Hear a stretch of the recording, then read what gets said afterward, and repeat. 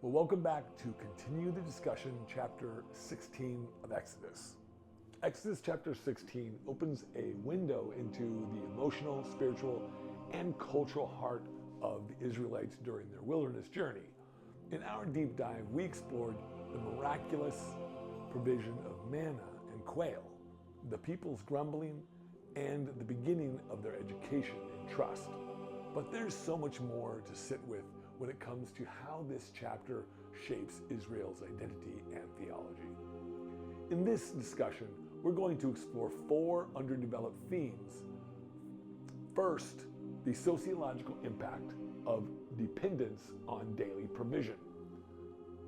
Second, the symbolism of bread in ancient Near Eastern religion. Third, the Sabbath command as a cultural revolution. And fourth, the role of memory in spiritual formation. So let's dig a little deeper. First, let's look at the sociological dimension of daily provisioning. When God gave the Israelites manna in the desert, He didn't just give them food. He gave them a system of reliance. Each person gathered only what they needed for the day. No hoarding, no saving, no hoarding, no savings, a count of bread, just enough. And that daily rhythm was not just about humility, it was about reorientation to their economic imagination. In Egypt, they had been a part of a hierarchical society where wealth, grain, and food were hoarded and controlled by the powerful. Remember Pharaoh's storehouses from Genesis 41? The entire empire functioned on mass accumulation. But in the wilderness, God initiates something entirely countercultural, a communal economy based on trust and restraint. Everyone receives equally, and what's left over rots. This becomes a training ground in justice and equity. It breaks the mental patterns of empire and teaches them to live in a new kingdom, one marked by daily dependence and mutual fairness. Now think about how radical that is. In an honor-shame society built on status, owning more meant being more. But here, having just enough was righteous. The anthropology of the system is profound. The wilderness isn't just a place of wandering, it's a place of unlearning empire and relearning covenant. It's where the Israelites began to shed the values of slavery and embrace the ethics of Yahweh's reign. Second, we need to understand the symbolic resonance of bread in the ancient Near Eastern religion. Manna wasn't just a practical food, it was theologically rich. In most ancient cultures, bread was closely tied to divine presence. In Egyptian temple rituals, for example, priests offered bread daily to the gods as a sign of sustenance and relationship. Bread was divine currency. In Ugaritic texts, the gods are depicted fasting on heavenly loaves. Even in the Mesopotamian temples, sacred bakers prepared special breads for ritual use. So when Yahweh gives bread to heaven, when Yahweh gives bread from heaven, not requiring sacrifice, not demanding offerings, but simply feeding his people, he's subverting the religious norms of the time. This isn't a God who must be appeased with grain. This is a God who gives grain. The miracle of manna is a reversal of religious expectation. It redefines holiness as generosity. God is not distant and hungry for devotion. He is near and eager to nourish. That theological shift is revolutionary.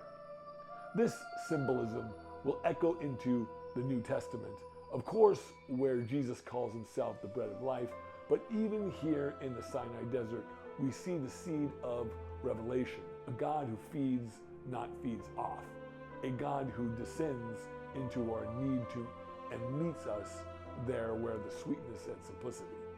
Third, let's look at the Sabbath command embedded in the Manna story.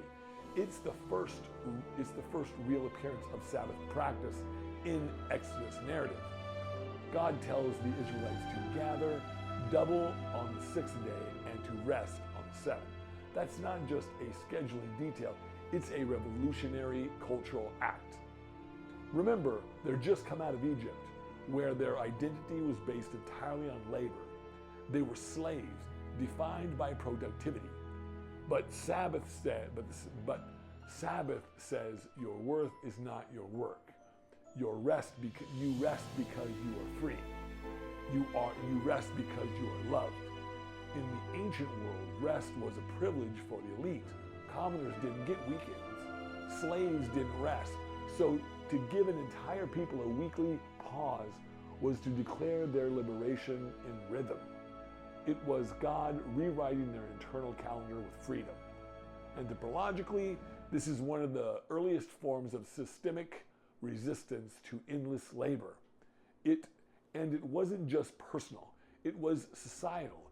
Everyone rested, even animals. Even the land would get one day rest. Sabbath became the heartbeat of a just society, and it began here in the wilderness with the bread. The word for rest here, Shabbat, is from the root Shabbat, which means to cease, to stop.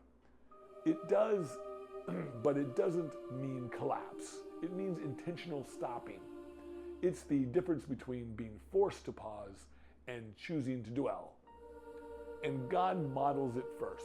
He ceases and then invites his people to do the same, not because they've earned it, but because he delights in them.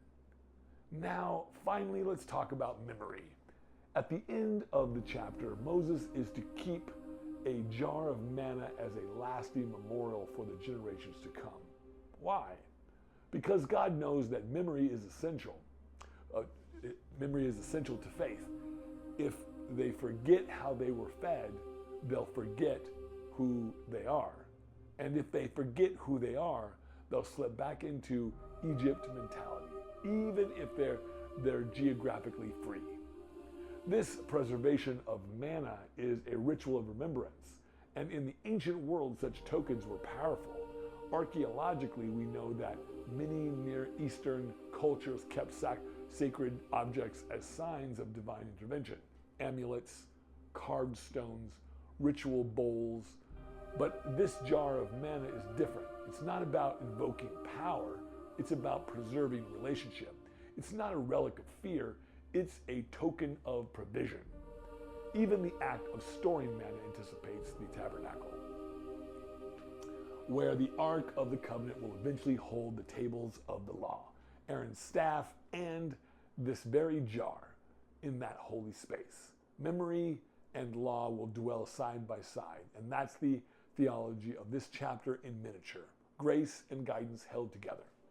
So where does all this leave us? Well, Exodus 16 is not just a food story. It's a social reset. It's the birth of a new culture.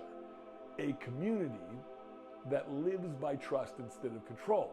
A people shaped by provision instead of performance. Rhythm of rest instead of exploitation. And all of it anchored in a God who feeds, who remembers, and who invites us to remember too. Personally, I find this chapter deeply moving. It reminds me of how easy it is to slip into the mindset of empire, even today. How often do we define ourselves by what we produce? How often do we measure our worth by accumulation or by busyness? But God whispers to us, even now, gather just enough, rest, trust, and remember. And I think about the manna itself, sweet, simple, sufficient. It wasn't flashy, it wasn't gourmet, but it was exactly what they needed. That's the beauty of God's provision. It meets us where we are, not where we think we should be. It meets us in the dirt, in the hunger, in the doubt. And it says, I see you, I'm with you, let me feed you. Now, if something in this chapter stirred in your heart or sparked a question, I'd love to hear from you. Drop a comment and share what stood out. We're learning and growing together. And as always, Thank you for being a part of this journey through the Bible. Your presence means more than you know. May you carry this with you today. God is not just the one who frees you, He's the one who frees you along the way, feeds you along the way. And in every season, His mercies are new, just enough and always on time. Thank you again for joining me today for the deeper dive on chapter 16 of Exodus, and we will see you tomorrow for the next chapter.